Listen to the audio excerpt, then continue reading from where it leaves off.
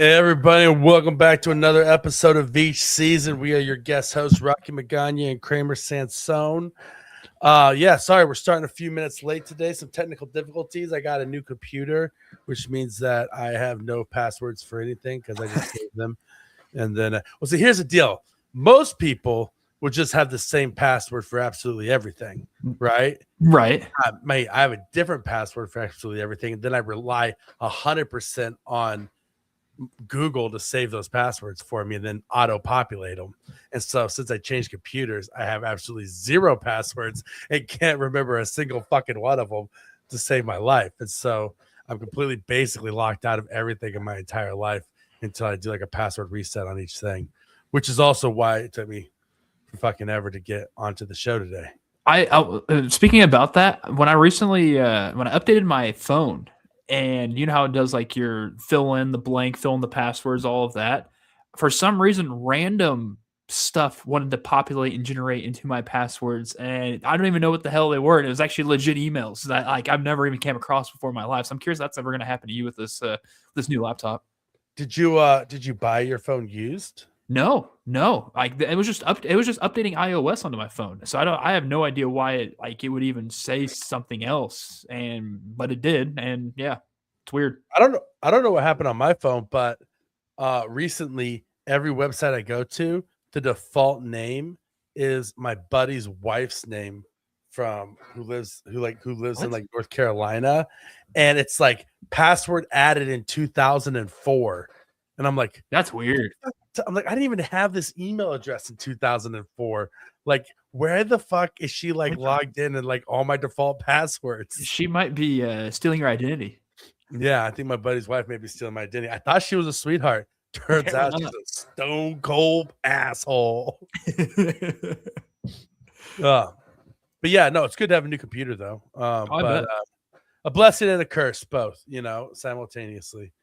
You look great though. I wonder if it's the new computer doing that to you.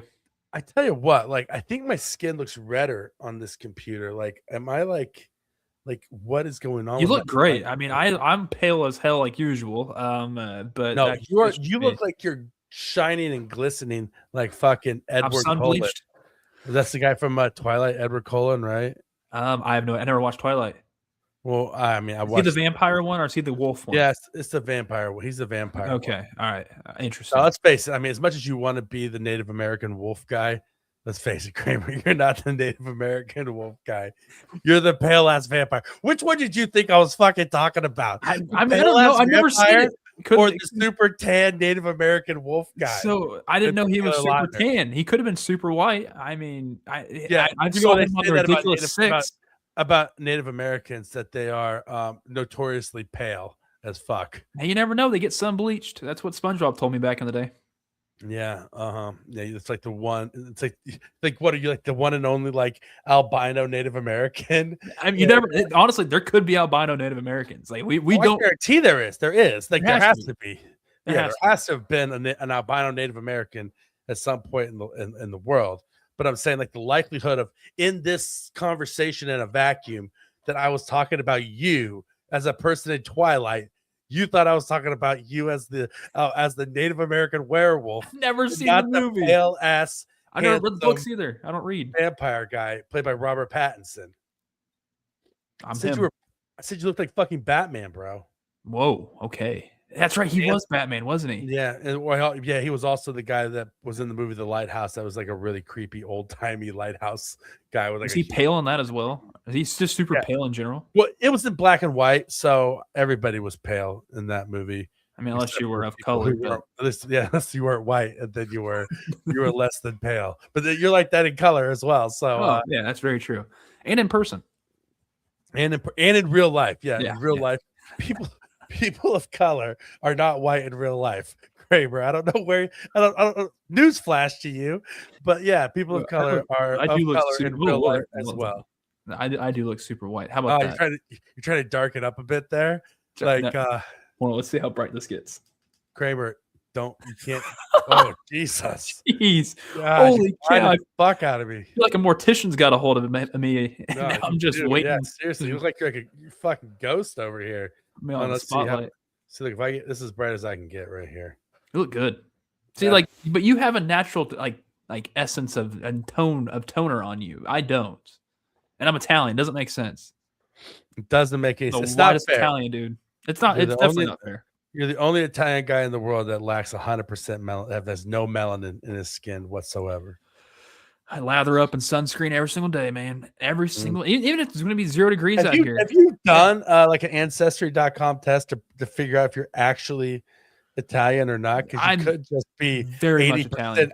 Like 80% like Gaelic, like I am, and just like raised my whole life to think I'm Mexican. From what I was told about my grandfather and his my great grandfather didn't know a lick of English. They came from Sicily to St. Louis in like the 1870s. Yeah, I mean, I fully understand that, but like my grandpa snuck across the border and joined the Navy when he was 14 to fight in World War II, and it still says I'm 80% Gaelic.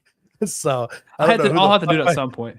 Like who the fuck my grandparents' ancestors were, you know? Yeah. But I was 1% Chilean native as well. So I mean, listen, people have been migrating and traveling the world and fucking for eons. So it's no surprise that when you're like, oh well, my family's from here, doesn't mean that your family's actually from there. That's fair. I'll figure that out. I don't want to do that 23andMe because I'm pretty sure that's the company that's got bought out and everybody's DNA stuff was bought by that company and they can see everything. And it's like when we don't trust the company. Yeah, and then it's probably all bought out by Tom Brady's cloning company. Dude, he's looking good. Him, because he's a fucking clone. Same as SpyTech. Man, dude, they looked great on the sideline of National Championship. Mark Davis did not look good. Don't act like Mark Davis. Dude, Mark Davis is heck. Where's your hold up, Rocky? Let me see your hair a little bit. Let me see that hair.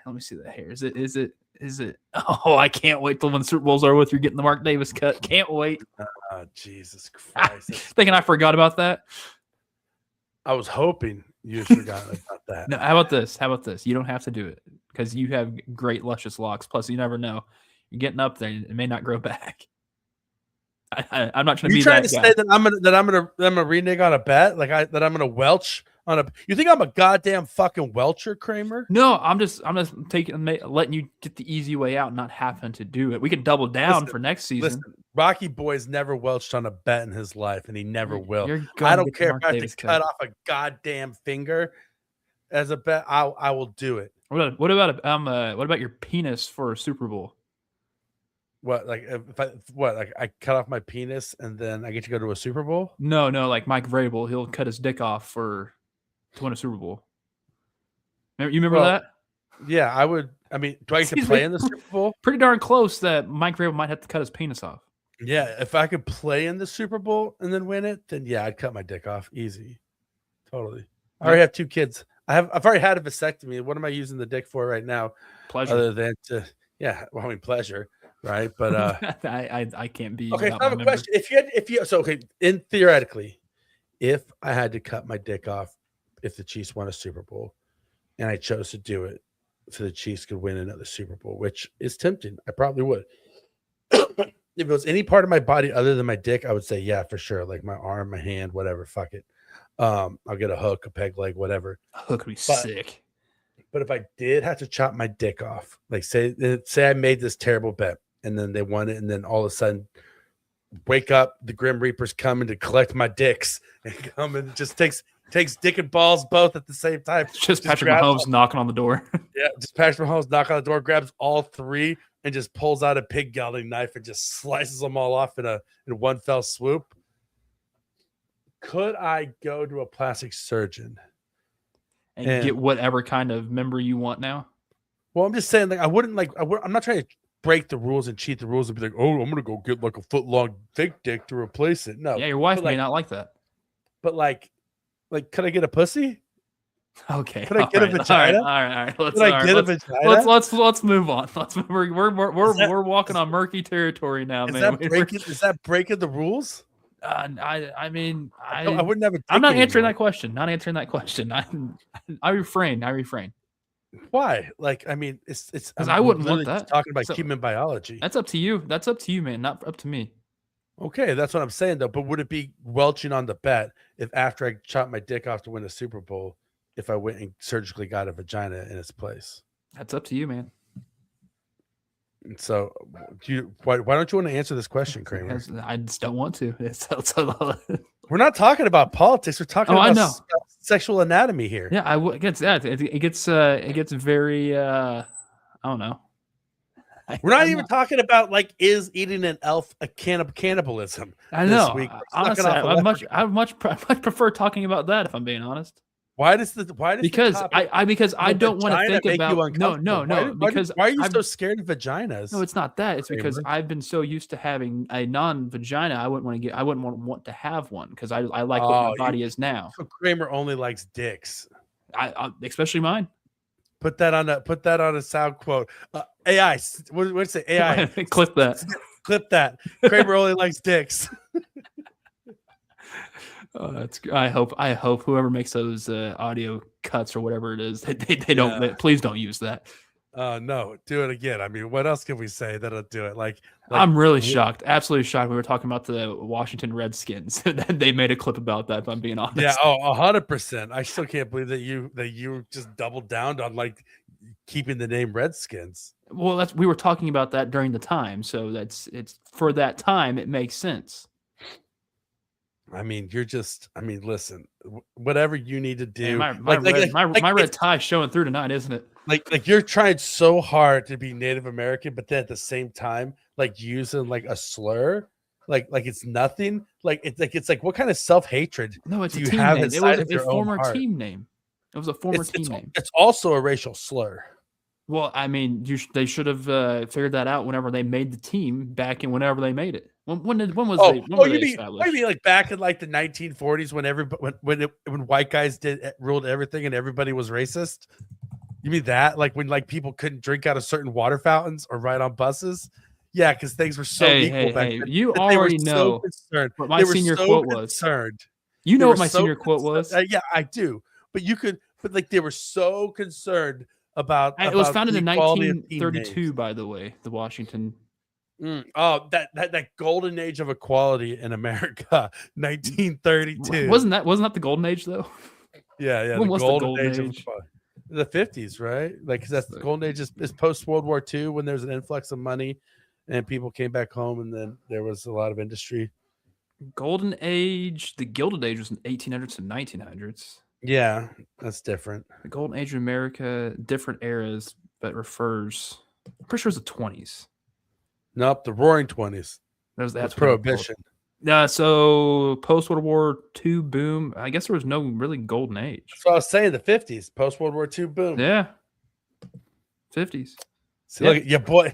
In the words of history. Honey, good job, boys. Wicked smart right here. All right, let's talk some sports. Nah, fuck it. Why would we do that? Why would we ruin a good thing and talk sports for a change? Like that's a good point. Like we're on such a roll right now, Kramer. No, I'm joking. When aren't we? What? When aren't we on a roll though? Oh, we're always on a roll, baby. Like you can just call us butter.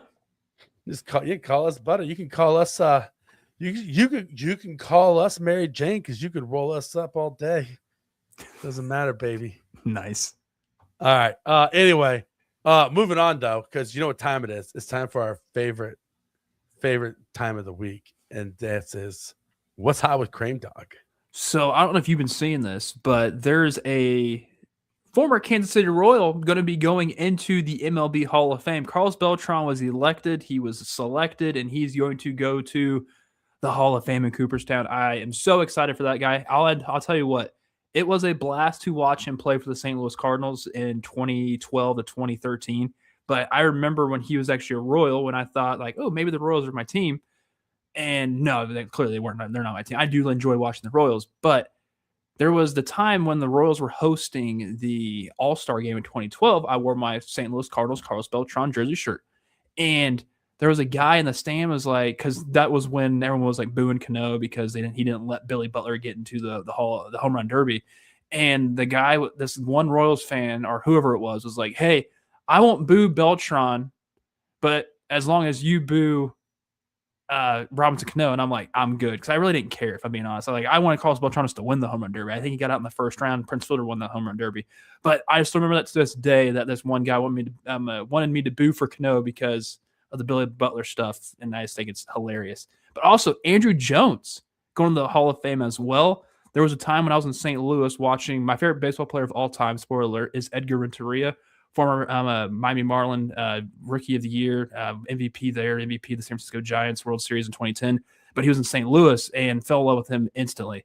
There was when he was on the Atlanta Braves, my mom got us tickets to an August game that there was a 4-hour rain delay in, which, good gosh, it was dreadful to stay in there the entire time, wait for that game. But Andrew Jones playing center field, I participated in the tomahawk chop there. Because that's what the Braves do. They have the Of course you did. Of course. You know what? You be doing the exact same thing at Arrowhead when it's breaking all out.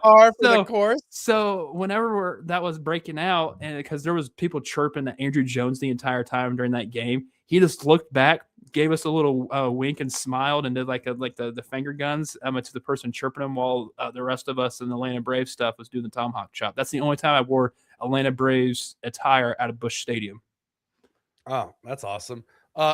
Andrew Jones is awesome because he could hit for power and he was awesome in defense, but he couldn't hit for average for shit. No, but man, he hit piss missiles. Yeah, he hit piss missiles, but he hit like 220 every single season. Gold Glove guy, Silver Slugger, dude is awesome. Enjoyed it. Awesome. I feel old now because that's my childhood. My childhood's getting inducted. So I have Carlos Beltran is one of my best fantasy baseball claim to fames. I had 2 fantasy baseball claim to fames, and the Carlos Beltran one is because of the first one. The first one was every year during when I played when I was younger and I had a lot of time on my hands and I would be playing fantasy baseball. As soon as training camp hit, or spring training hit, I would sit there and I would just like stalk the box scores for every single team. And I would like find the guy that's like just lighting it up in spring training that nobody's ever fucking heard of. I'd wait until they broke camp and see who made the roster. And if that dude who was lighting it up made the roster, I would like take a flyer on him and like pick him up off the waiver wire or whatever. Smart. In fantasy baseball. And the first guy I ever did that with was Albert Pujols. His rookie year. Smart. And it was like one of my best plays I ever did. So then following that up, I was like, all right, I'm gonna keep on fucking doing this. And the second one I did it to was Carlos Beltran. And I was like, God, I have a gift. I have a fucking gift. And then obviously it was never that good after that. But I was like Albert Pujols and like Carlos Beltran were like my 2 like their rookie years. Like I picked them up off waiver wires in the very beginning of the season, and they were that's awesome. Amazing pickups for me. If you want to dabble back into fantasy baseball, let me know. There's an open spot in my league. I would, but let's face it, fantasy baseball is a lot more of a commitment than fantasy football is. It's the best. I love it. It's amazing. It's amazing, but it's 162 games, and I got a wife and 2 kids. Someday when you're a dad, you'll understand that sometimes you don't have. That's not happening. No, that ain't happening. You don't have time to set your roster every single fucking day. No, I don't have time for a baby. It's okay. Yeah, no. Well, fantasy baseball is your baby. Exactly. Let's face it. I mean, it's not like you and your wife actually have sex. Like she's your beard. Like, right? She's just covering for you. My beard's shaved. Oh yeah, that's true. Oh, so carpets match the drapes. The carpets match the drapes, huh? You're when you get that vagina, make sure you keep the carpet matching the drapes down there. What's the thing on other guys? Same with this beard. You might think that I have hair everywhere. Shaved. Going back to vaginas for one quick second before we move forward. Love them. Yeah, love them too. They're awesome. One of God's greatest creation, right? Amen. There. Amazing.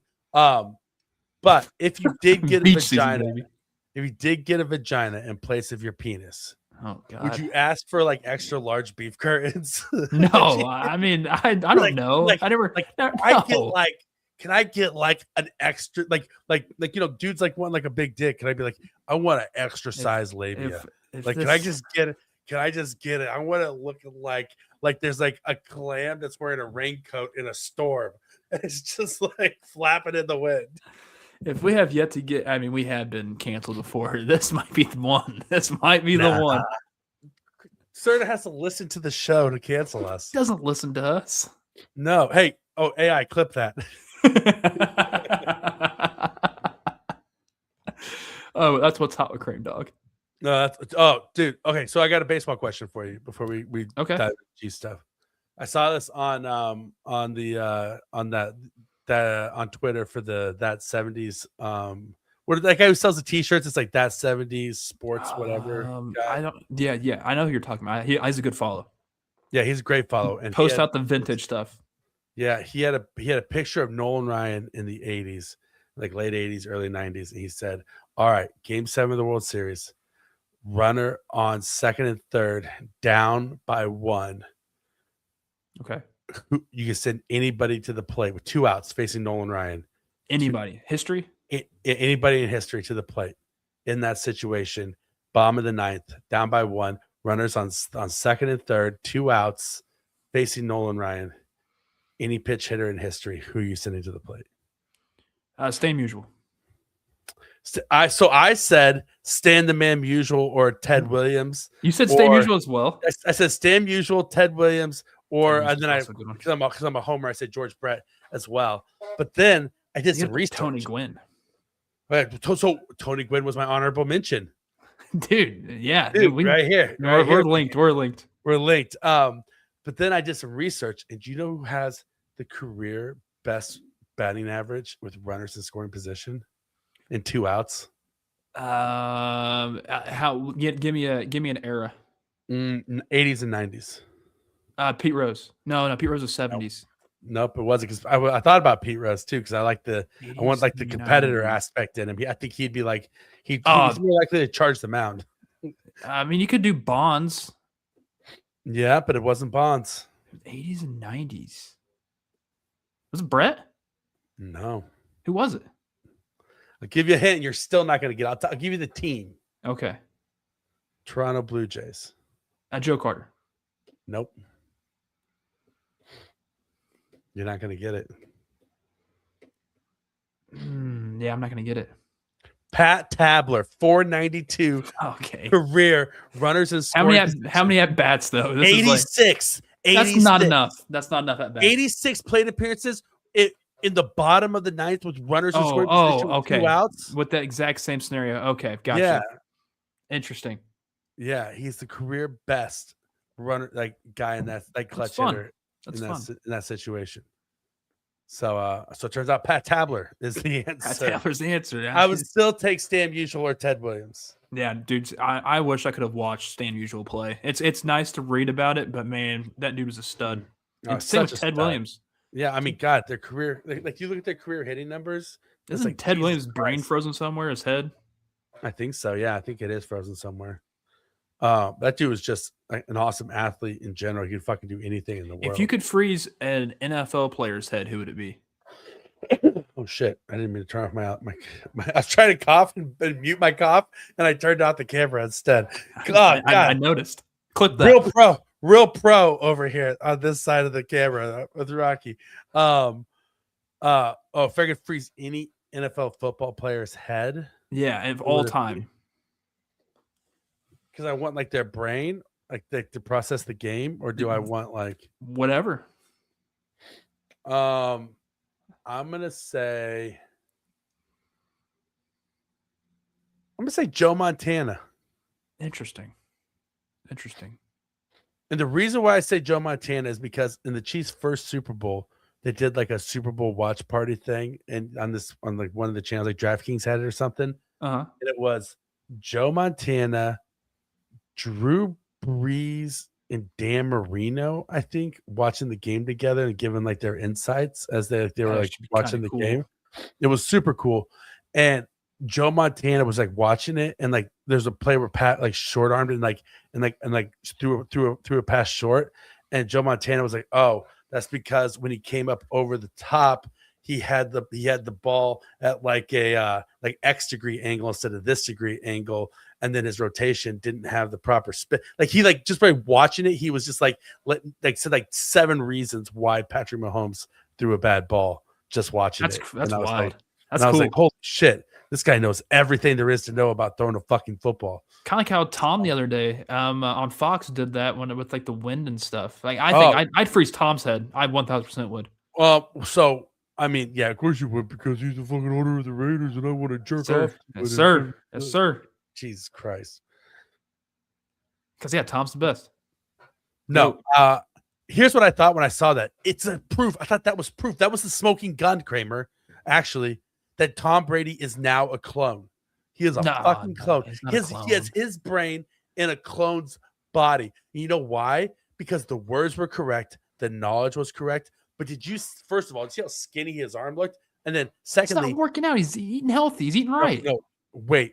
Did you see the way he held the football? He was like this, like it looked like it was the first time that arm had ever held a football in the history of mankind, and it looked like it belonged to a 12-year-old boy. Like it looked like he had just freshly came out of the clone tube and then picked up a football. Like that is why he's looking good. Like Tom Brady is literally a fucking clone body with his brain inside of it, and you could tell it by the way that he holds the fucking football. No, you know, did you also see? He holds it like he's fucking doing Hamlet and Shakespeare in the Park. You know, he's like to be or not. He's too poetic when he plays football. And he's still that way. Did you also see when he's also throwing the football around? He wants to reach back for his hand warmers whenever it's just engraved in him to throw the football, put his hands back in his pockets on the side. Did you ever see when he played in Tampa and he photoshopped a throw? And I remember that in Tampa where he did the 4 because he thought it was 4th down. Yeah, my finger is just bad. Oh, speaking of Tampa, your finger is bad. Like, dude, that's as straight as it's gonna get. You gotta. It's like a permanent shocker. Like your body's just like dude, there's so much. Is that a shocker based injury? Like you've done the shocker so many times that your hand is just literally fucking frozen that way. No, dude. I as a first baseman, you never know what can happen with your fingers, and that's just one of them. That's true. You never know. You know, trying to get that thing straight. It's all right. It's all right. Listen, nothing says first base like 2 in the pink and 1 in the stink. You know what I mean? It's true. I mean, ligament damage is real. Trust me. Anyway, what the fuck was I gonna say? I'm talking about Tom Brady and him being a clone. Well, you could also talk about how Tom Brady is going to actually make the Las Vegas Raiders relevant again because of Fernando Mendoza is going to be the number 1 overall draft pick. Yeah. Which, by the way, absolute stud. He had a great performance in the national title game yesterday. My goodness. Absolute stud. Absolute stud. Like without a doubt.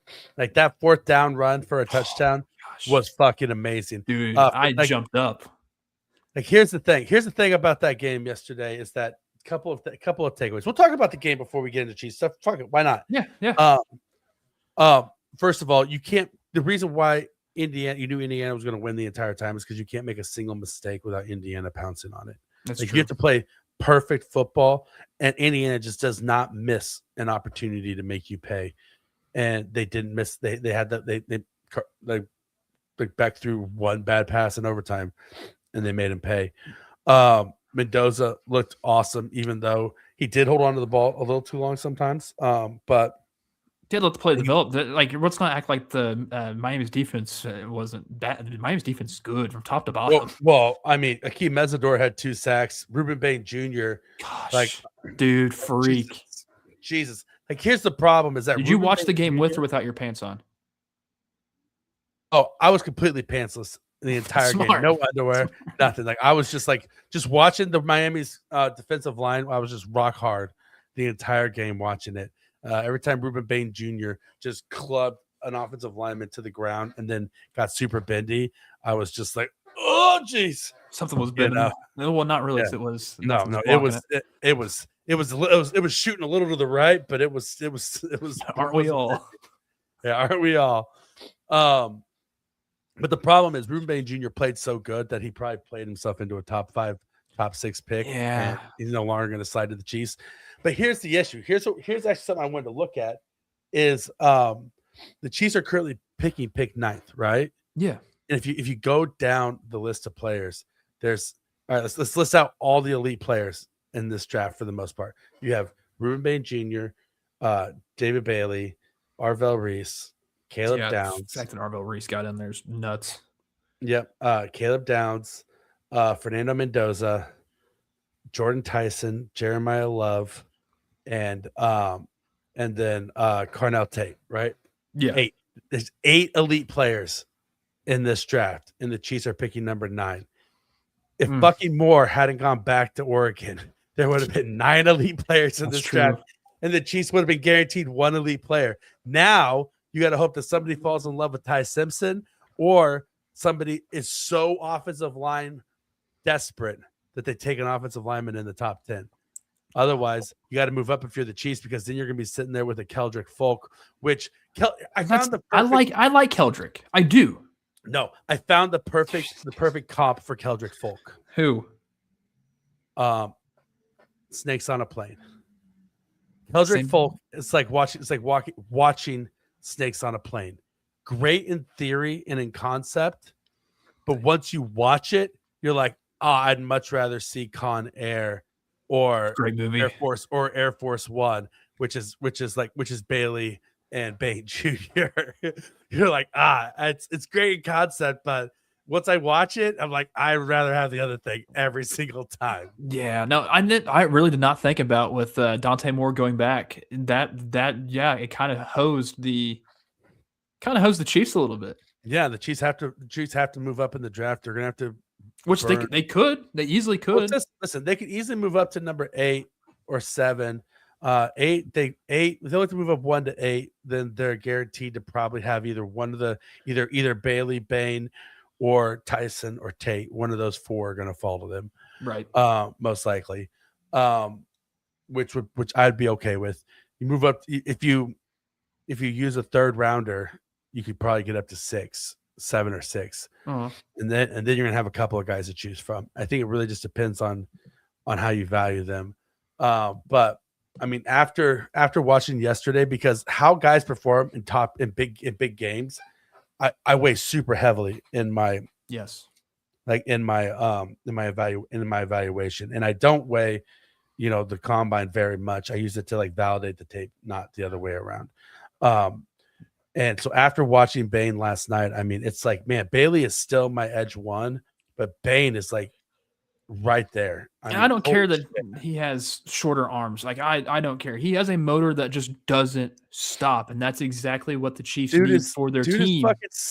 Dude's fucking 6'3", 275. Dude's 6'3", 275. Tamba Hali, like literally. Dude, imagine Tamba and him working. Oh man, that's what I'm saying. But like getting those clubs going. Oh my god, he fucking has like the build of Tamba Hali, but the strength of Justin Houston. That's exactly what you want in a player. That's I am okay with that, right? Like don't overthink it. Like watch the tape. I'm also in camp from just that game alone that the Chiefs should 100% draft Fletcher. Like why shouldn't you? The dude's a Derrick Henry light. You might get him later on the rounds, but he's going back to Miami. He announced. Oh, he's going back. Yeah. He also punched somebody on the field after the game. Yeah, I like the nastiness he has, dude. I'm a big fan of Fletcher. Huge. I did not. Man, dude, we're starting to see NIL do bad things to. Yeah, NIL NIL is draining the talent pool from the drafts, like the underclassmen. Mm-hmm. It's literally like statistically, it's 1/3 of the amount of underclassmen are coming out now as prior years because of NIL. So crazy. I mean, it's not like I was never against NIL. I thought the players should at least get something, but it's getting a little out of hand. When you have 10,000 kids who entered the transfer portal and have already transferred, you still have 6,000 kids that are still trying to find a new team in the transfer portal. It's oversaturated. There's not enough teams for these players. Well, also, and then these players are essentially signing contracts with these teams, but then there's like no requirements on them to like play in bowl games or anything. That, and there was one, some kid is getting sued by a university. Trinidad Chambliss. That's why he was trying to go back for like a 12th year. He's suing the NCAA, but there is so the reason why Trinidad Chambliss is suing the NCAA is because if he doesn't play one more year of college football, then one of his NIL supporters is going to sue him for like a shit ton of money. But today, Duke is suing quarterback Darian Manessa, who entered the transfer portal last Friday, claiming that he breached a multi-year NIL contract that ends on December 31st, 2026. Yeah. And And So now the schools are suing the players. I think we're going to see a lot more of this. And honestly, it's probably the smart thing to do. I mean, there just needs to be some sort of oversight body of the NIL contracts. It's still the Wild West. It is super Wild West. And I mean, I'm here for the kids getting paid, but man, not like freaking old Ty Simpson wanting $6 million this upcoming year. It's like you're not worth $6 million, Bucko. Yeah, but that's the whole thing. It's like these guys are getting paid more than they're going to get paid for their rookie contracts to stay in school. It's true. I mean, you don't want to be they're staying in school. Being a second round draft pick, you're getting what, 900,000. Yeah. Well, but here's the short-sighted aspect of it, especially if you're like an edge rusher or something like that, is that your second contract, if you bet on yourself and you hit free agency, you are taking a year away from your prime earning potential in your second contract, which could easily be $12 to $15 million, $20 million if you're top of the market like Chris Jones, $40 million. You know what I mean? And so you need to be smart in the sense of like, yeah, okay, if you're a guy who's going to be a backup quarterback your entire career and somebody's offering you $2 million to come back and play college football, sure, yeah, that's fine. But if you're going to be a guy who's going to go out there and actually have like Akeem Mesidor is in, like he's coming out, he's 26, dude. Like why'd you stay in college so long? Right. And then like with Trinidad Chambliss, like just go to the NFL, be the backup quarterback, and then find your, honestly, would not be mad or irritated if the Chiefs, if you were to, declare for the draft, the Chiefs draft him like in the 4th or 5th round, even the 6th. Yeah. Why not?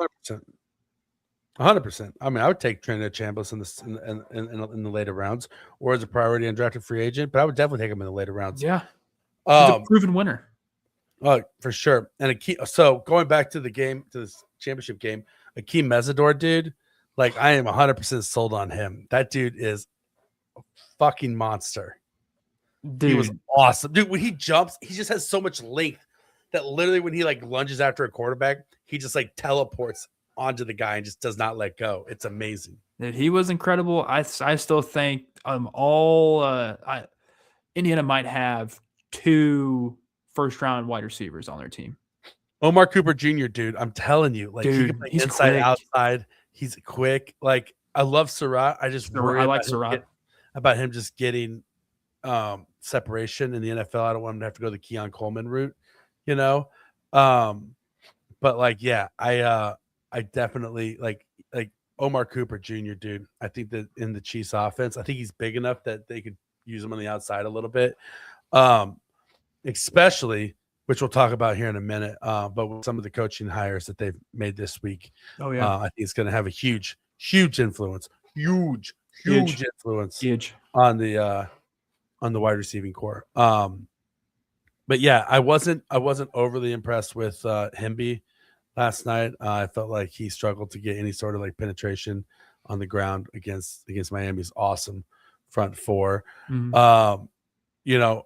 D'Angelo Pons looks, I don't care that he's 5'9". That dude's a lockdown corner in the NFL. He's gonna be a late round draft pick guy, but he'll show his spurts. I think he will. But man, the height is just, I can't get over the height though. I just can't. I would take him in a heartbeat.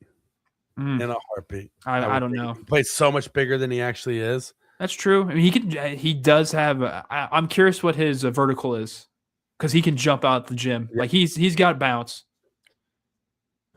He definitely can jump out of the gym. Look what Pac-Man Williams was, or Pac-Man Jones. Pac-Man Jones. He was an undersized corner that was locked down. Love Adam Pac-Man Jones. Yeah, he was a first round draft pick, dude. Looked like Lil Weezy. And so I love him. Also, he was was he in AEW also? No, he was in TNA. Total Nonstop Action. He was with Our Truth, Ron Killings at the time, and they were tag team champions. And he didn't even do a match. Honestly, I don't even think the Bengals even knew that he was there. He just was he the guy that went AWOL and then like didn't show up for a game? Yeah, he was doing wrestling. Yeah. No, that was amazing. Dude, Pac-Man Jones with the team because they didn't tell him that he was gonna go wrestle. I'm curious what his you know what? I do partake in the Missouri every once in a while. I haven't done it in a while, but I would like to partake in his stuff. Oh yeah, I would definitely partake in his stuff. I mean, it seems like it's probably good stuff. All right, moving on from the championship game. The Chiefs reportedly are bringing back offensive coordinator Eric Bieniemy, running back coach for the Chicago Bears. Kramer, I'm going to give you a second to get off your chest all of your takes about Eric Bieniemy before I say my opinion about this. It's like it's 50-50 on my end. It's whether it's nice to see a guy that can get in the team's ass and tell them that they suck and that they need to do better. I like that. But we've already seen this before. Like, I get it. He's a Super Bowl winning offensive coordinator already with the Chiefs. So it's not like we might see that again. But I just hope with EB coming back here, they rely and utilize the running game even more. And I just don't foresee that happening. And there could be a lot more other guys out here. This just seems like another yes man type of move that he's already been under Andy Reid. I know that there's probably been some little bit of friction, so they had to gloss over that and redeem themselves and redeem himself with Andy and be like, hey, no, let's get this done. Let's get the Chiefs being back together again. I just don't like it. I'm not the biggest supporter in this decision for the Chiefs, and I think they actually took a step back in this organization. I could not disagree with you more. I think of course the Chiefs offense was at its best with Eric Bieniemy because if you think about the best plays in recent Chiefs history, we're talking jet chip wasp. We're talking Sammy Watkins getting that inside release for that big gain in the Super Bowl when they needed it. Mm-hmm. We're talking the 13 seconds. What do all three of those plays have in common? Eric Bieniemy was there. But also intense situational football awareness in the moment. So Sammy Watkins had watched Devontae Adams the week before get that inside leverage release on the wide receiver and situationally went out there and did it. With 13 seconds, Kelsey went to Mahomes and said, listen, if they're guarding the boundaries, that's going to give me the inside release on the seam. So hit me on the seam, and then we'll get the big chunk play. On jet chip wasp, they saw on tape how the Niners like to play their safeties back deep, and they knew that there'd be an opportunity for a soft spot in the zone there. And all of those go to say that repeatedly, Travis Kelce and Patrick Mahomes have both talked about how when Eric Bieniemy was the offensive coordinator, every single week they would have specific sessions around situational football where Bieniemy would sit there and quiz every single player on the offense. This down, this distance, this situation, this much time on the clock. What is your role in this play? What is your role in this play? What do you do? What should we do? What is important here? What do we have to keep in mind? And just hammered it into them over and over and over again to where it was like second nature. And then what are the Chiefs? And you know what happens when you have great situational football awareness? You win late in the fourth quarter and you win 1-score games because that's the difference. But so go ahead. Let me you mentioned those, the Mahomes 13 seconds, the jet chip wasp, the Sammy Watt. The Chiefs are probably going to be without Patrick Mahomes week 1. They do not have Tyreek Hill on this team. They do not have a Sammy Watkins type player on this team. How do I believe that I'm not going to be seeing a team from the end of season this past year? How can I believe that that's not what I'm going to see in week 1, week 2, week 3? Because unless they do something more than just, oh, we got EB back, that's awesome. That's it. You need to prove it to me that you could do something in this free agency and also this upcoming draft to prove to myself that you're not going to be bad. Because right now, Chargers are better than the Chiefs and the Broncos are better than the Chiefs, and there's no wiggle room between that even for the Chiefs to get above that. That's just where my mindset is on this. So I hear what you're saying, but the EB move was not the only coaching move that they made this week. Now they got a new wide receivers coach. Yeah, they didn't just get a new wide receivers coach. They got Chad O'Shea, who is a 3-time Super Bowl winning wide receivers coach with the New England Patriots, who Josh McDaniels said was the backbone and basically was like the key to their red zone efficiency on offense. And then who Julian Edelman raved about for 5 minutes straight on a podcast, saying that, oh, guess what? Every single week he would give them cut-ups of situational awareness cut-ups of, okay, third down and short. the corner here's this cornerback on that team. Here's how he plays third down and short. Here's where he uses his jam hand. This is how he flips his hips. Look at his footwork here with notes, and had cut-ups of every single player on the defense and the defensive secondary for every single situation, every single part of the field. He said it was like hours of tape on each player for them to study and take home and go, and then he would do it every single week and then give them the notes of what to watch. Like the comparison of what the Chiefs wide receivers are going to get with O'Shea versus Connor Embry is like astronomical. Like we're not talking snakes on the plane versus Con Air. We're talking about like Showgirls versus Citizen Kane. Now you're selling me on him to where I feel like that's probably the best hire they've done besides getting EB. Like I think that's the better hire over the two. And I think that they're going to go hand in hand, and that they're going to work really, really well together, because O'Shea also thrives in an environment where it's pretty stringent head coaches, and it's kind of like almost like an authoritarian system. I mean, listen, EB is going to mother F Rashee Rice into shape one way or another. He might break him. Have you ever seen the clips out there of EB mother effing rookie Adrian Peterson? Dude, that's great. It was amazing. He's just like breaking down Adrian Peterson to build him back up. But you have to establish a running game this year. You bring him in here. We saw what he's done with Chicago, with DeAndre Swift, with Kyle Monangai. You have to do the exact same thing here. Like you have to. But I don't to a viable running back.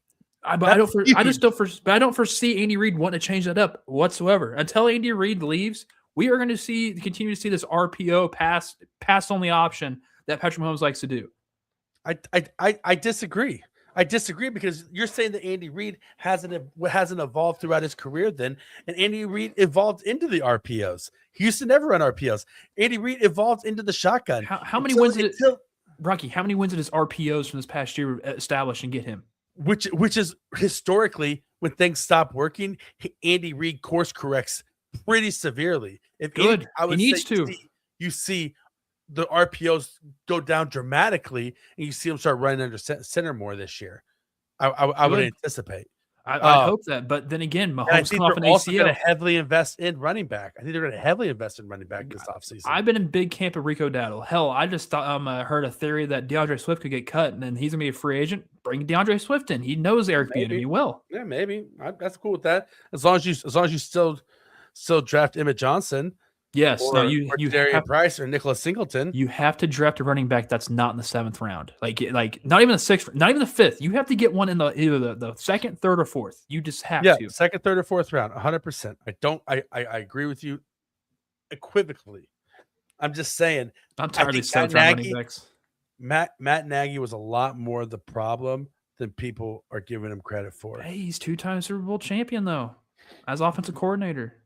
Yeah, and he also got Mitchell Trubisky to a playoff game. Like let's not forget about that too. He was dealt with shit in Chicago, and somehow he polished that turd and make him good for 1 year. And then they went to shit, and Justin Fields. He broke Justin Fields and Mitchell Trubisky. No, timeout. He didn't break Justin Fields. Justin Fields is not an NFL caliber quarterback. Like CJ Stroud, not an NFL caliber. Ohio State quarterbacks have a reputation of going to the league, having a decent first year, and then basically being the worst quarterback ever of all time. Just like literally, you go back into the early 2000s, even in the 90s, 80s, there hasn't been a good quarterback out of Ohio State ever. They've been great inside Ohio State, but never outside of Ohio State. So I don't want to hear you say that he broke Justin Fields because Justin Fields. We'll never know because he broke Justin Fields, and so we don't know what Justin Fields could have been because he broke him and Mitchell Trubisky both. Nah, Mitchie T just had a ceiling. He's a backup quarterback for life. Almost like Fernando Mendoza. No, Mendoza's the GOAT, man. He's the new GOAT. He's the new baby GOAT is what he is. Listen, dude, that touchdown run on 4th and 5, dude. Come on, man. I love him right now, but I'm preparing myself to fucking hate his guts for the rest of my life the second he puts on the silver and black and gets drafted by the Raiders. I love it. I'm getting me a Mendoza jersey. I the 1,000% will. God, I can't wait for him to be a bust then. I can't wait. Oh, no, dude. Also, I'm going to go ahead and pull my receipts here. When I remember back when I made Drake May my quarterback one over Caleb Williams, and I said Caleb Williams is a bitch who's going to crumble under pressure. Yeah. I would just like to say Caleb Williams is a bitch who crumbled under pressure. Bro, dude, I think I might have witnessed the most greatest fourth down and you need to get it done play of all time. The fact that he ran 10 to 20 yards behind the line of scrimmage, going the opposite way, still was able to find Cole Kmet in the back of the end zone. Incredible. But he also threw 5 interceptions. Right. There's not another quarterback in history who's ever made plays like that. I don't think Mahomes can make that play. Jesus Christ. I don't think Mahomes makes that play. Mahomes has made that play like 10 times in his career. No, yeah, going east to west, not north to south. Yeah, 100% he has. I mean, oh yeah, that's right. Mahomes will go. Mahomes will put a blindfold on, throw with his left hand while going to 20 yards behind. Yeah, and Mahomes is going to walk on water. Also, Mahomes, there's literally nothing Mahomes can't do. He turns that Gatorade on that sign to straight ice cold beer. And believe me, if Patrick Mahomes had DJ Moore, Rome Odunze, Luther Burden, Colston Loveland, and Cole Kmet as his receiving targets, along with DeAndre Swift and Kyle Monangai, the Chiefs would have won the Super Bowl this year. Dude, DJ Moore is the reason why the interception happened at the end of the game. He did not run his route the way he was supposed to. No, Caleb Williams threw a great ball. He just never run his route. He didn't run his route. I disagree. Dude, go look at the tape. Go look at the tape. I will look at the tape. And I listened to Caleb Williams. Even Chase Daniel, former Case, did great. I listened to Caleb Williams talk after it, and DJ Moore did run the route, but Caleb Williams wanted him to recognize and then flatten it out and cut underneath, and he didn't. And then Caleb Williams threw the ball, anticipating him to break off his route and not run the route and to improvise. That's what Caleb Williams said. And he's covering for DJ Moore. That's what a good quarterback does. DJ Moore ran the route, but Caleb Williams was anticipating him to break it off, and he threw the ball short. Well, why did DJ Moore run into Rome Odunze and not find the open grass? So let's figure that out first. Listen, I'm not saying that it's DJ Moore. That's on DJ Moore. Okay, whatever you want to say. Game sealing interception thrown by Caleb Williams. Yeah. In overtime. It was a poor decision regardless. Oh, yeah, no, exactly. They should have kept running the football. I mean, that's like, why not? It's working all night. You didn't need that play at that point in time. No. You were moving the ball fine. Like that's on Caleb Williams. Caleb Williams is a bitch. Like, we just need to solidify that. Caleb Williams is a bitch loser. No, he's never going to win a Super Bowl. He's him. He ain't going to win a Super Bowl, but he's him. He's no Drake May, that's for sure. It's true. Not baby hand Drake May. No, not baby hand Drake May, who gets strip sacked twice in a game. Oh, Jesus Christ. But Drake May played good football other than that. He did. Yeah, the Patriots won, and Mike Vrabel's a couple games away from getting his penis chopped off. Getting his dick chopped off and getting a vagina with extra big labias. Oh, my God. You know what they say. Once you get big labias, never go back. Yeah. If there's beef in the curtains, play it. Clip that.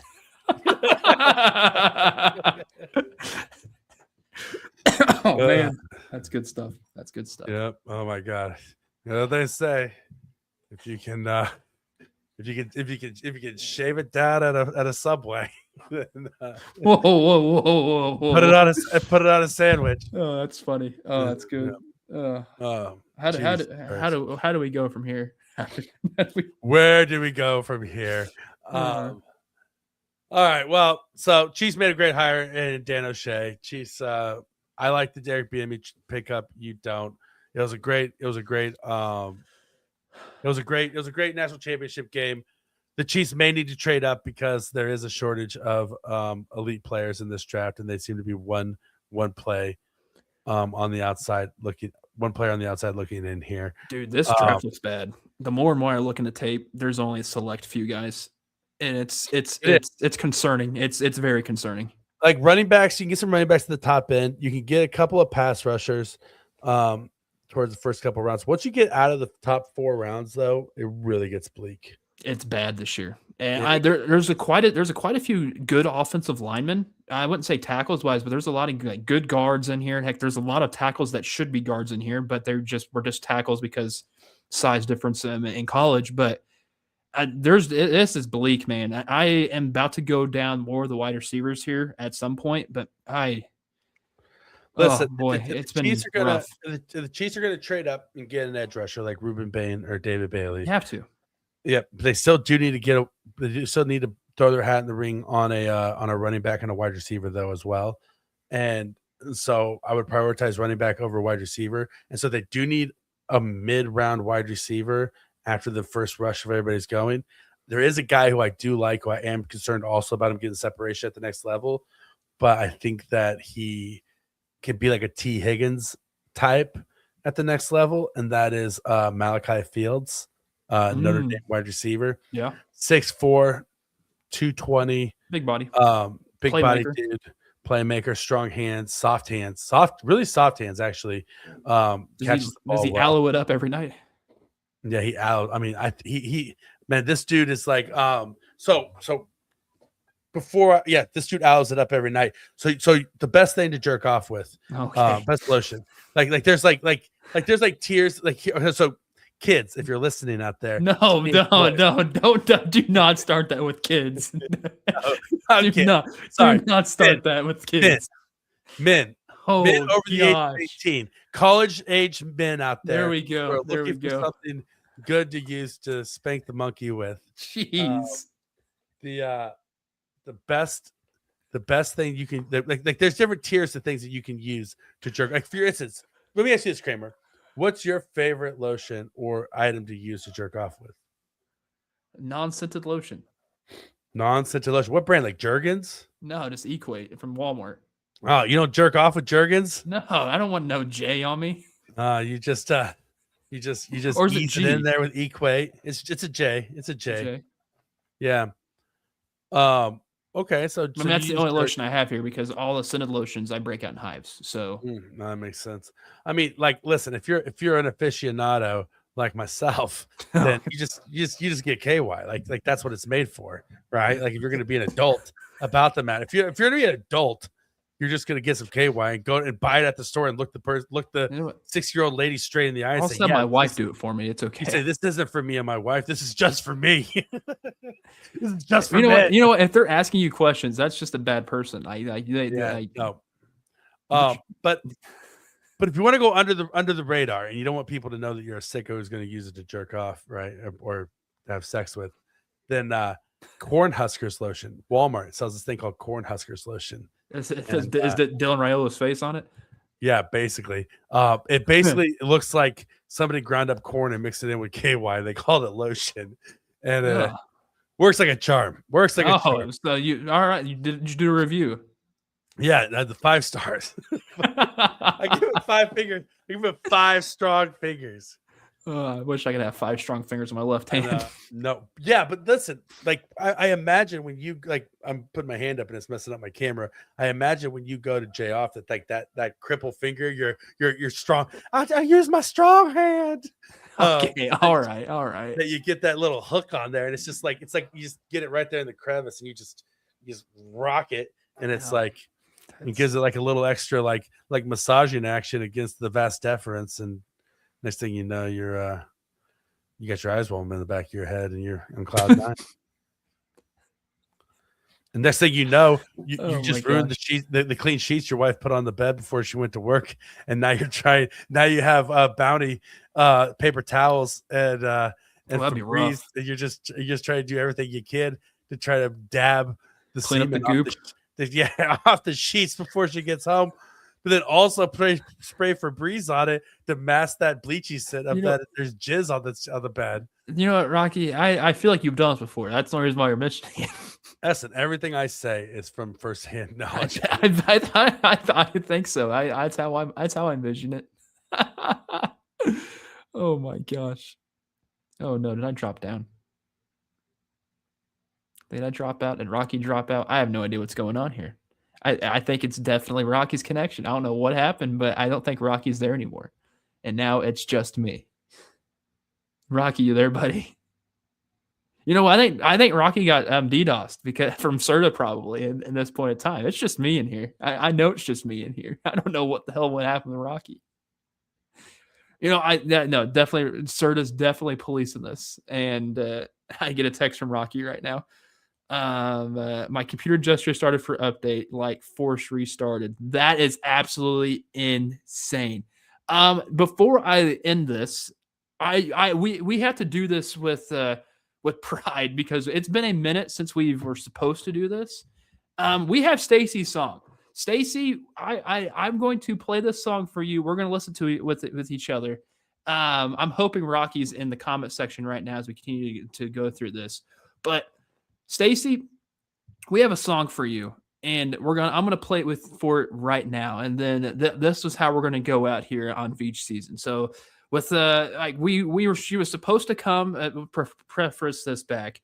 She was supposed to be on the show back in for our Christmas special. We don't have the Facebook login or information, so we didn't actually get her onto the show, unfortunately.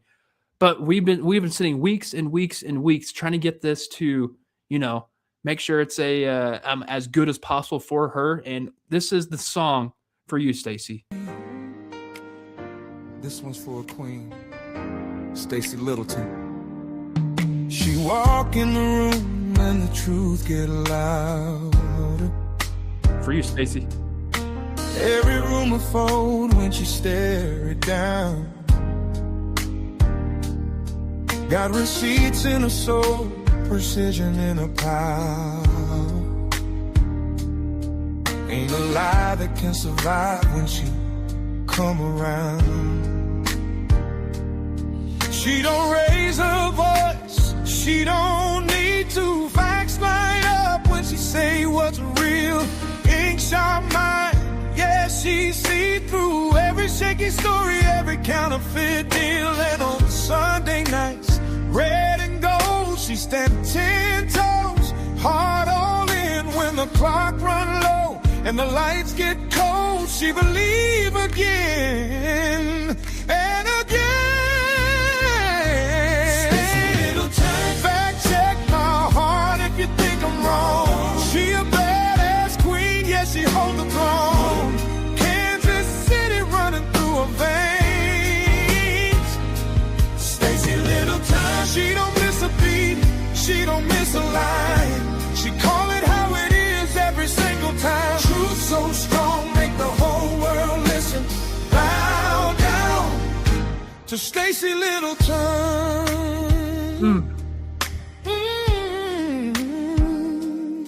She don't guess, now she knows every detail locked in tight. From the footnotes down to the fine print prose, she bring daylight to the darkest fight. And when the Chiefs take the field, she glowing, red kingdom in her eyes. Every touchdown feel like the universe showing what belief look like when faith collide. She don't flinch when the pressure rise. She been ready, she been built for this. When the noise get loud and the doubt get high, she the calm in the midst. Stacy Littleton, fact check my heart if you think I'm wrong. She a badass queen, yeah, she hold the throne. Kansas City running through her veins. Stacy Littleton, she don't miss a beat, she don't miss a line. She call it how it is every single time. Truth so strong, make the whole world listen. Bow down to Stacy Littleton. She don't need no crown, don't need it. She already reigned. Truth is her weapon, and love is her name. When the world get messy, so messy, she bring it back home. One look, one word, and the facts fall in line.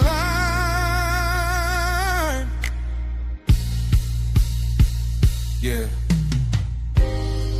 KC, stand up. This the queen of clarity, the ruler of receipts, the heart of the kingdom. Fact check my heart, yeah, you know it's true. Ain't nobody do it like the way you do.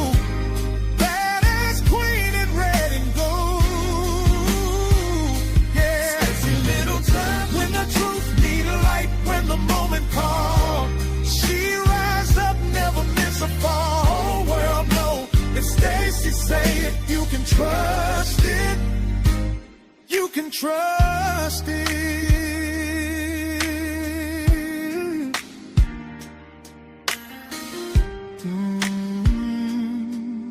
World's best fact checker. Kansas City's finest fan. Yeah. Stacy Littleton. That was Boom. badass. That is the banger. Stacy Littleton, fact check my heart. She actually got in the chat at the right time too for us to play that. God bless it. I'm so happy she got in the chat right. I'm so glad that you got it going when my goddamn computer decided to restart on me in the middle of a podcast.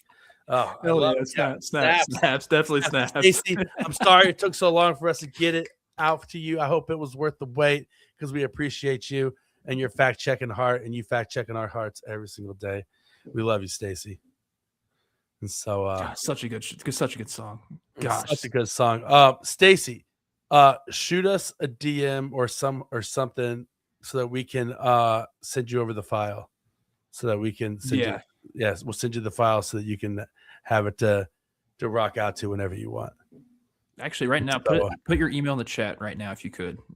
In front of everybody? Well, I mean, she's the queen. I think everyone deserves it.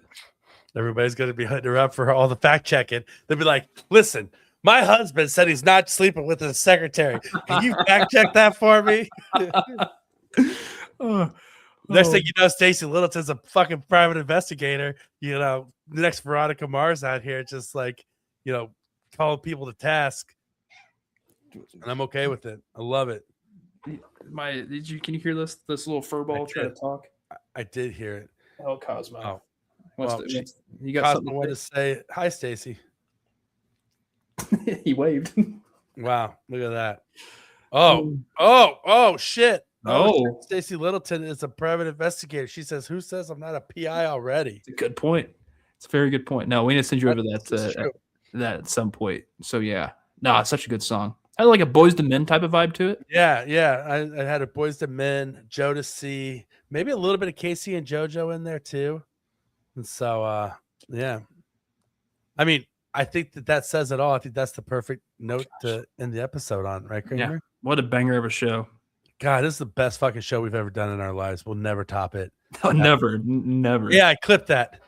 All right, we love you guys. Stacy, we love you. Thanks for hanging out with us, and we'll talk to you guys next week. And see you later.